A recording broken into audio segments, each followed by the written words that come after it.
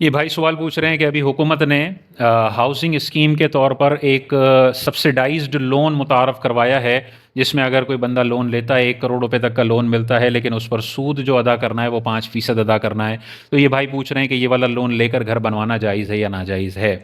تو دیکھیں، اگر یہ کنونشنل بینکوں سے سودی بینکاری کے ذریعے سے یہ لون لے کر کوئی گھر خریدتا ہے تو یہ حرام ہے، اللہ اور اس کے رسول کے خلاف اعلان جنگ ہے، اور یہ تو نہیں کیا جا سکتا۔ اس میں جو 5% آپ اضافی دے رہے ہیں، 10% اضافی دے رہے ہیں، یہ سود ہے، یہ لعنت والا عمل ہے، اور میدان محشر میں شدید ذلت و رسوائی ہے۔ تو کنونشنل بینکوں سے تو یہ والا سود، یہ والا لون نہیں لیا جا سکتا۔ لیکن جو اسلامک بینکس ہیں،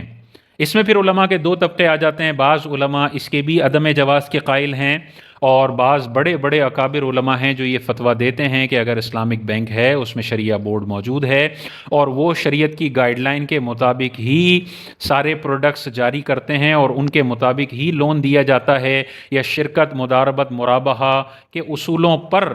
ساری فائنانسنگ کی جاتی ہے، اور علماء مفتیان کرام جو شریعہ بورڈ میں ہیں وہ واضح طور پر فتویٰ دے دیتے ہیں، تو پھر یہ والا کام کیا جا سکتا ہے۔ تو اسلامک بینک سے اگر لینا ہے تو بعض علماء منع کرتے ہیں، کوئی ان کے قول پر عمل کر کے نہیں لیتا ہے، نہ لے، کوئی مسئلہ نہیں ہے، یہ احتیاط والا قول ہے اور اسی پر عمل کرنا چاہیے۔ اور اگر کوئی ان علماء کے فتوے پر عمل کر کے یہ والا لون اسلامک بینک سے لے لیتا ہے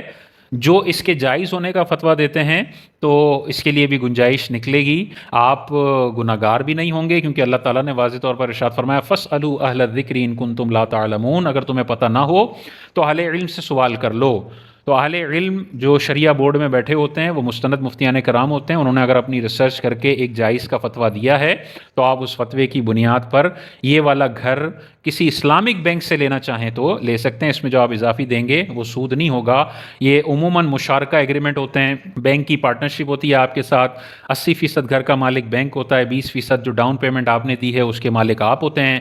اور بینک اپنے گھر کا کرایہ آپ سے وصول کرتا ہے، اور ہر مہینے گھر کا ایک ٹکڑا آپ کے نام پہ منتقل کرتا رہتا ہے۔ بینک کی اونرشپ کم ہوتی رہتی ہے، آپ کی اونرشپ بڑھتی رہتی ہے، بینک کا کرایہ بھی وقت کے ساتھ ساتھ کم ہوتا رہتا ہے، اور 20 سال 10 سال کے بعد وہ گھر آپ کی ملکیت میں ٹرانسفر ہوتا ہے اور بینک کا کرایہ ختم ہو جاتا ہے۔ تو یہ شرکت، مداربت، مرابحہ کے اصولوں پر پروڈکٹس تیار کی جاتی ہیں۔ اگر شریعہ بورڈ کی نگرانی میں ہے اور آپ کا دل مطمئن ہوتا ہے، آپ نے سائن اسٹیمپ ان کے فتاوی چیک کر لیے ہیں، تو آپ اسلامک بینکاری کے ذریعے گھر بھی لے سکتے ہیں اور گاڑی بھی لے سکتے ہیں۔ اور اگر آپ حرام کہنے والے علماء کے قول پر عمل کرتے ہوئے اس سے بچنا چاہتے ہیں تو وہ بچنا بھی آپ کے لیے ٹھیک ہے۔ لیکن اگر کوئی لے رہا ہے اسلامک بینکاری سے تو آپ اس کو حرام کھانے والا نہیں کہہ سکتے، سود کھانے والا نہیں کہہ سکتے، کیونکہ وہ بھی علماء مفتیان کرام کے فتوے کی روشنی میں عمل کر رہا ہے۔